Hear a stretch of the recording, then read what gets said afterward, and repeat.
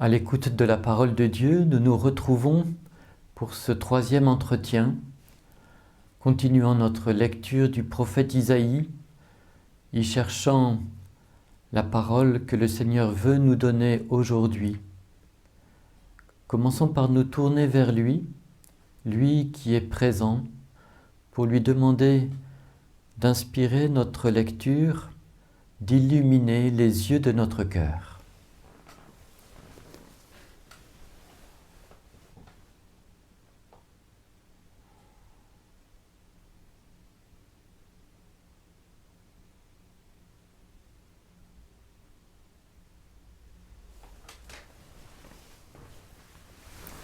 La dernière fois, nous avions vu la grande explication entre Dieu et les nations, ce procès qui a pour objet l'athéisme, la négation de Dieu, un athéisme pratique, la négation d'un Dieu qui s'intéresse à l'homme, qui agit dans l'histoire pour réaliser son projet, pour sauver l'homme, pour lui manifester son amour.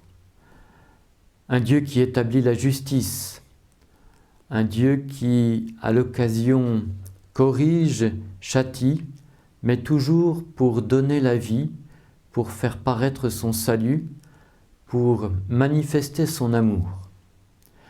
Dans cette grande explication, il y a eu l'appel des témoins et Dieu a présenté ces témoins, le peuple d'Israël. Un témoin qui est paradoxalement aveugle et sourd, un témoin dont on a vu dans les premiers chapitres du livre qu'il n'arrivait pas à comprendre ce que Dieu faisait, qu'il ne voulait pas comprendre, qu'il s'aveuglait, qu'il refusait d'écouter.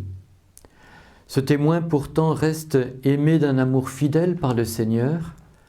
Il est pardonné, il est consolé, et c'est à ce titre qu'il prend la parole, ayant entendu une parole de salut, ayant fait l'expérience du salut, ayant vu le salut, il peut l'annoncer, le proclamer dans sa louange, et les nations entendent cette proclamation du salut de la bouche d'Israël. D'une certaine manière, c'est par son existence même que ce petit peuple qui aurait dû être balayé par les événements de l'histoire est témoin de la fidélité de son Dieu, de sa puissance aussi au service de la justice. Nous comprenons mieux comment ce témoignage d'Israël consigné dans les Écritures devient prophétie du salut et comment dans le Nouveau Testament, la foi naissante de l'Église, les premières proclamations de foi de l'Église vont assurer que l'événement du Christ mort et ressuscité, venu pour nous sauver, est l'accomplissement des promesses. C'est ce qu'on appellerait un motif de crédibilité de l'Évangile. L'Évangile vient accomplir une parole antécédente, une parole qui annonçait ce qui s'est réalisé dans la mort et la résurrection de Jésus. C'est ce que nous dit saint Paul dans la première épître aux Corinthiens au chapitre 15, versets 3 et 4. « Je vous ai transmis ce que j'ai moi-même reçu. Le Christ est mort pour nos péchés selon les Écritures.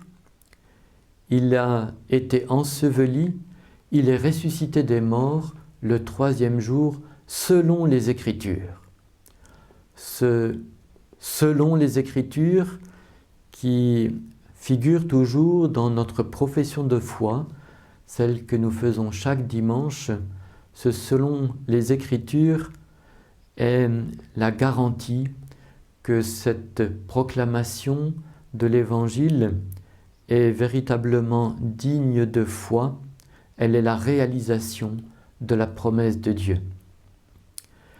Comment ce témoin aveugle et sourd peut-il être un témoin fiable dans l'histoire? Dieu pardonne à son serviteur, mais le prophète Isaïe nous présente une figure de serviteur, on pourrait dire parfait, idéal, un serviteur pur de tout péché, un serviteur innocent.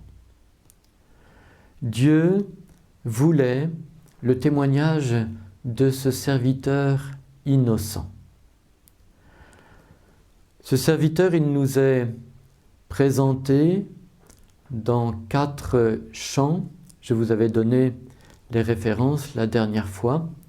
Isaïe 42, versets 1 à 7, Isaïe 49, versets 1 à 11, Isaïe 50, versets 4 à 11, et Isaïe 53, 12 à 52, 13. Dans ces 4 chants, le serviteur apparaît comme une figure individuelle, même si la première occurrence de l'expression « mon serviteur » dans les chapitres 40 à 55 du livre d'Isaïe désigne Israël. Qui est ce serviteur qui prend la parole en disant « je » ? C'est une question sur laquelle nous reviendrons pour essayer de voir comment identifier ce serviteur, une question qui a passionné les commentateurs du livre depuis des siècles. Je voudrais commencer par lire ces premiers versets du livre du premier chant du serviteur et nous prendrons à la suite, au cours de cet entretien, les 3 premiers chants du serviteur.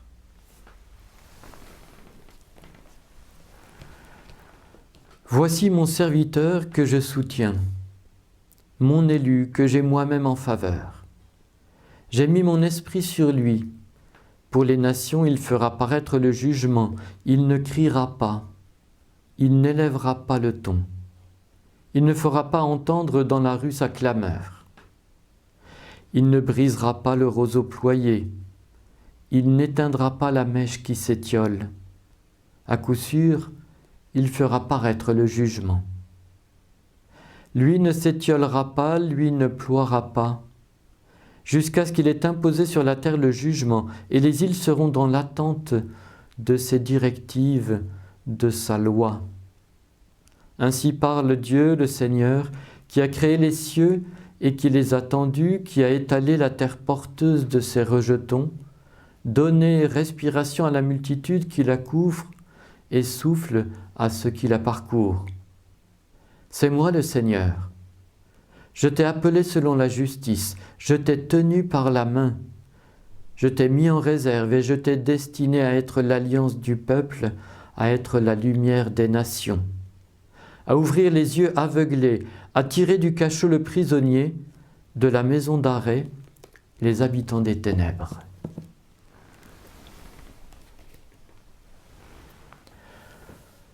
Ce texte fait irruption dans la suite de ces chapitres. Il rompt avec les versets précédents. C'est la raison pour laquelle, depuis 200 ans, en constatant que ce phénomène se vérifie aussi pour les 3 autres chants du serviteur, cela a amené les commentateurs du livre d'Isaïe à supposer des chants indépendants qui ont été insérés dans le cours du livre. Peu importe ces considérations sur la genèse du texte d'Isaïe, ce qui importe pour nous, c'est de comprendre ce qui nous est dit ici de ce personnage. Dans le texte que je viens de vous lire, il y a deux temps, deux parties. Dans les versets 1 à 4, il est question de la présentation du serviteur à la troisième personne. C'est Dieu qui présente son serviteur aux nations, à Israël aussi peut-être.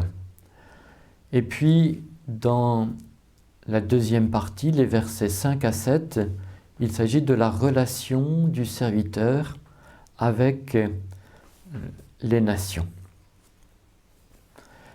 Pardon. Dans les versets 5 à 7, il s'agit de la parole de Dieu que Dieu adresse à son serviteur. Dans les versets 1 à 4, il y a d'abord la présentation du serviteur dans sa relation à Dieu et ensuite la présentation du serviteur dans sa relation aux nations qui est d'une certaine manière la mission qu'il reçoit. Ce personnage, avec cette entrée en matière assez abrupte, « Voici mon serviteur », a interrogé tous les commentateurs du livre d'Isaïe. Qui est le personnage qui nous est présenté ici? Qui est le serviteur du Seigneur? Beaucoup d'hypothèses ont été faites au cours du temps. Des rois ont été considérés comme étant des figures possibles du serviteur, notamment les rois qui sont partis en déportation, le roi Joachim en 597 avant le Christ, le roi Sédécias en 587, des rois humiliés, des rois qui avaient reçu une mission du Seigneur. D'autres ont pensé au roi Josias, ce roi juste qui nous est présenté dans le premier livre des rois au chapitre 22 et 23, qui va établir une réforme religieuse pour que Israël respecte à nouveau l'alliance. C'était au temps du prophète Jérémie, un peu avant l'exil, et ce roi va mourir mystérieusement, assassiné par un pharaon égyptien qui montait à la rencontre de l'empire assyrien. Pourquoi ce roi juste est-il mort alors qu'il avait amené Israël à respecter à nouveau l'alliance? Du point de vue de la théologie, de la rétribution des actes dans l'Ancien Testament, c'est incompréhensible. D'autres encore ont pensé à David qui est évoqué au chapitre 37 du livre d'Isaïe et au chapitre 55, ou encore au prophète lui-même, le prophète Isaïe. Pourquoi ces identifications? Dans les 39 premiers chapitres du livre, il y a 3 fois l'occurrence de l'expression « mon serviteur ». Au chapitre 20, « mon serviteur » désigne le prophète Isaïe. Au chapitre 22, c'est Eliakim, un responsable de l'administration royale qui est désigné par mon serviteur. Et au chapitre 37, au verset 25, c'est le roi David qui est désigné comme mon serviteur. Une occurrence intéressante, le prophète Isaïe retrouve le roi Ézéchias au moment du siège de Jérusalem, au moment de ce discours agressif des envoyés de l'empereur assyrien qui considère que le Dieu de Jérusalem, le Dieu d'Ézéchias et d'Israël est un Dieu subalterne, un petit Dieu incapable de sauver son peuple. Et Isaïe vient trouver le roi Ézéchias et il lui dit de la part du Seigneur que le Seigneur va sauver la ville. Et les termes dans lesquels le Seigneur s'exprime sont intéressants. Au chapitre 37, verset 35, c'est la conclusion de cette prise de parole du prophète Isaïe. « Je protégerai cette ville et je la sauverai à cause de moi et à cause de mon serviteur David. » David a ici un rôle important dans l'histoire du salut. Le Seigneur agit à cause de lui-même, à cause de l'honneur de son nom et aussi à cause de sa fidélité à son serviteur David, comme le Seigneur a agi aussi par fidélité à Abraham, Isaac et Jacob en sauvant Israël de l'Égypte, comme il le dit à Moïse. Le Seigneur intervient dans l'histoire par fidélité à son projet de salut, à son amour pour Israël, mais aussi à son amour pour des personnages particuliers. Pourquoi, au fond, s'il s'agit de David, ou plus exactement du descendant de David, pourquoi l'auteur du texte ne dit pas « Voici mon serviteur David » ou « Voici mon serviteur descendant de David ». On pourrait ici prendre une analogie dans le monde de l'art. Il y a un tableau du peintre Picasso qui s'appelle « La femme qui pleure ». Ce tableau a été peint en 1937. Le peintre Picasso partageait alors la vie d'une photographe, Dora Maar. Dora Maar a perdu son père, elle a été bouleversée par ce deuil. Et la vision de Dora Maar en pleurs a frappé le peintre Picasso. Il a représenté une femme en pleurs et ce tableau porte le nom non pas de Dora Maar en pleurs, mais la femme qui pleure. Picasso a représenté la femme en pleurs avec un visage décomposé au sens propre du terme. Les traits de Dora Maar ne sont plus reconnaissables. Ce qui impressionne celui qui voit le tableau, dès qu'il le voit, c'est ce visage décomposé, qui n'a plus de beauté, plus d'unité, avec des lignes coupées qui s'entrechoquent d'une certaine manière, avec ces larmes qui apparaissent en gros plan.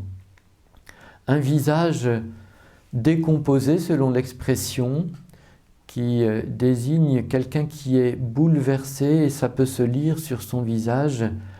Le dessin lui-même de Picasso est décomposé. Et c'est ce qui apparaît. Et Picasso a préféré perdre dans la précision du trait qui ne donne plus la ressemblance avec ce personnage précis, avec cet événement précis de l'histoire, mais il a dégagé des lignes qui donnent cette impression qui apparaît au premier regard d'une souffrance indicible. Eh bien, les auteurs de la Bible sont souvent plus des peintres que des photographes. Ils partent d'événements précis de l'histoire qu'ils reçoivent dans une tradition, la tradition d'Israël, et ils les transmettent aux générations futures en les mettant par écrit, mais dans cette mise par écrit et peut-être au cours des relectures de ces récits, au cours de la transmission du texte, les traits précis qui rattachent un texte à un événement, à un personnage de l'histoire, ces traits s'estompent pour faire apparaître les lignes de force du dessein de salut de Dieu dans l'histoire. C'est ça qui importe. La Bible nous parle de Dieu dans son dessein de salut. Et c'est pour cela que les traits du serviteur se sont estompés, les traits du personnage historique se sont estompés pour laisser apparaître l'essentiel de ce que l'auteur veut nous dire de la relation de ce serviteur avec Dieu, de sa mission au service du dessein de salut de Dieu dans l'histoire. On peut penser à d'autres serviteurs dans l'histoire du salut, Abraham, Moïse. Souvenons-nous de la conclusion du récit du passage de la mer en Exode chapitre 14, versets 30 à 31. Dieu sauva Israël, Israël vit l'Égypte morte sur le rivage, Israël crut au Seigneur et en Moïse son serviteur. Le Seigneur a agi par son serviteur Moïse. Le coup d'éclat de Dieu dans l'histoire, l'acte sauveur de Dieu a été réalisé par la médiation de son serviteur Moïse. Et la foi d'Israël, c'est la foi en Dieu qui agit par son serviteur Moïse.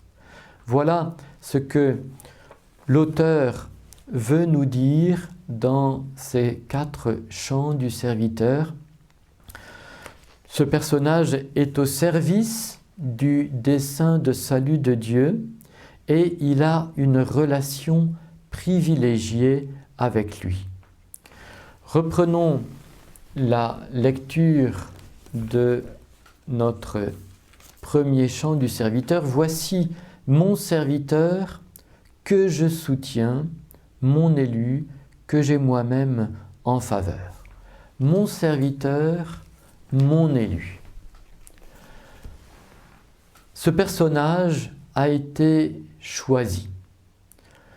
Au milieu d'une multitude, il a été choisi, retiré de la foule, mis à part. On peut penser au choix de David parmi tous les fils de Jessé, parmi toutes les familles d'Israël, tous les clans, toutes les tribus, un personnage, le plus petit des fils de Jessé, a été choisi. Pourquoi a-t-il été choisi ? Le Seigneur dit à Samuel, « Je ne regarde pas comme les hommes, je ne regarde pas à l'apparence.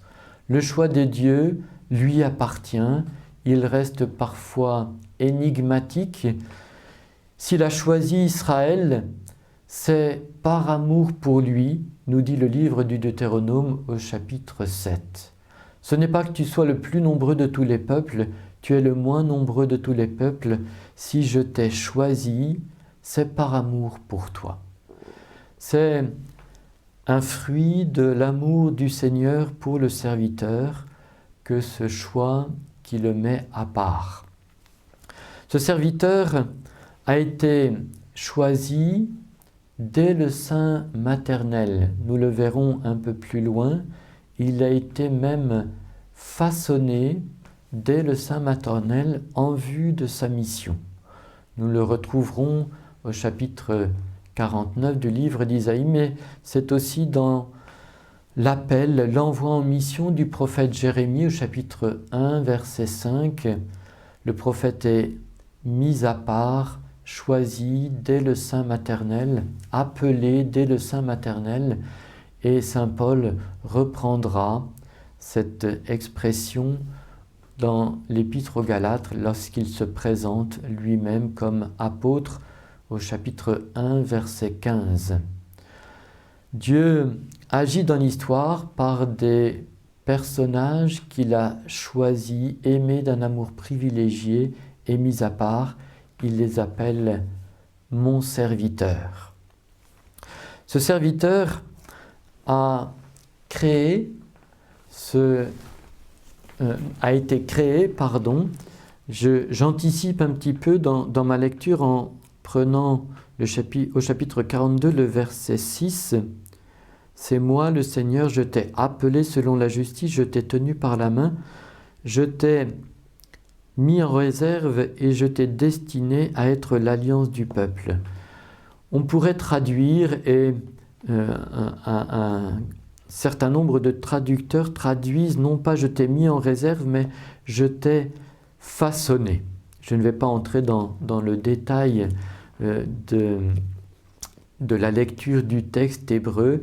Il y a, dans l'hébreu, c'est une caractéristique de cette langue, des lettres qui disparaissent selon la conjugaison du verbe et selon que on reconnaît une racine ou une autre, on peut traduire soit par « je t'ai mis en réserve », soit « je t'ai façonné et je t'ai donné, destiné à être l'alliance du peuple ».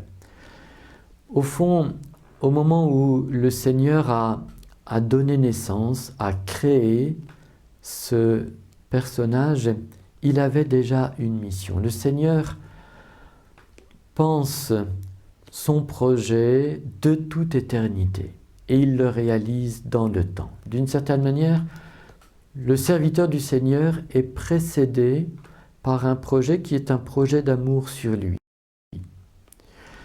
Il s'agit d'une prédestination, non pas de quelque chose qui emprisonnerait le serviteur dans une obéissance, on pourrait dire mécanique, un petit peu comme ces pianos mécaniques d'autrefois où le papier perforé dessinait la musique, il n'y avait qu'à tourner la manivelle et puis de façon automatique la musique sortait.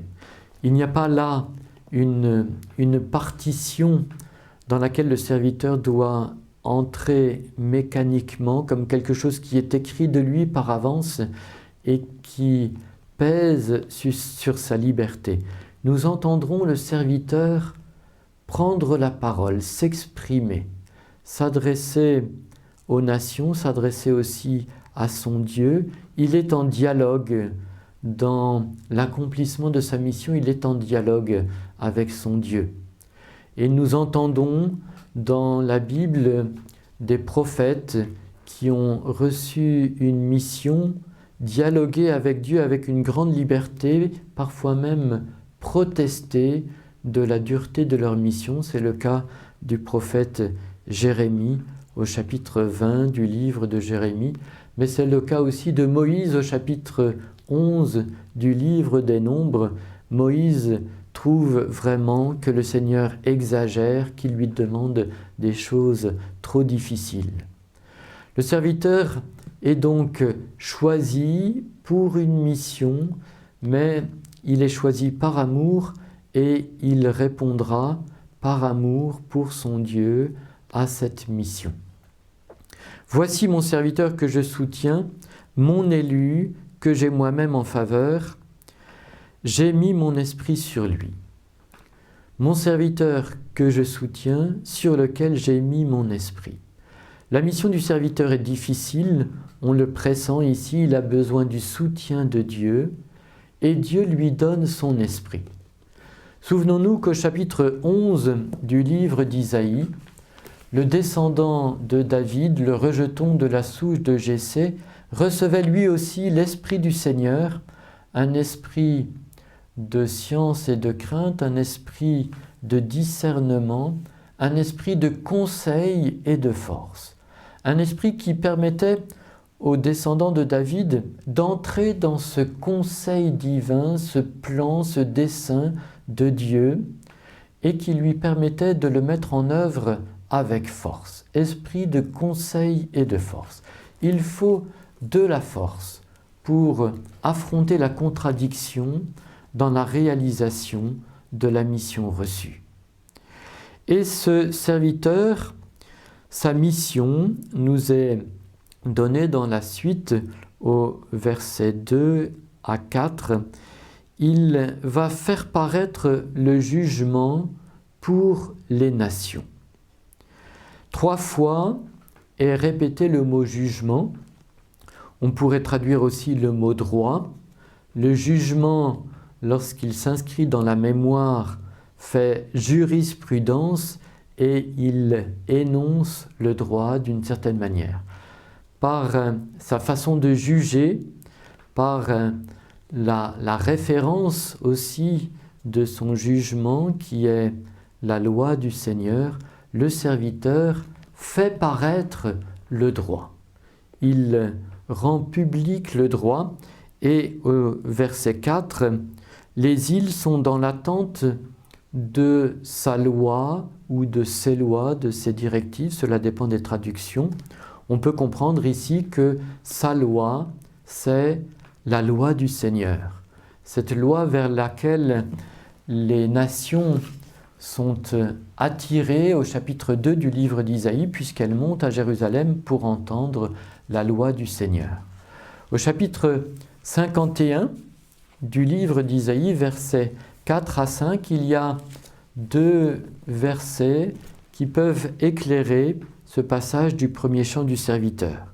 C'est le Seigneur qui parle en disant « Accordez-moi votre attention, vous mon peuple, vous, population, tendez l'oreille vers moi, car de moi sortira la loi, et mon jugement, mon droit, lumière des peuples, je l'activerai. Elle est proche, ma justice, il sort mon salut, et mes bras vont juger les peuples, les îles mettront leur espérance en moi et seront dans l'attente de mon bras. » Le droit est lumière des peuples. Les nations, les îles attendent ce droit, cette justice. Elles sont dans l'espérance, elles sont dans l'attente.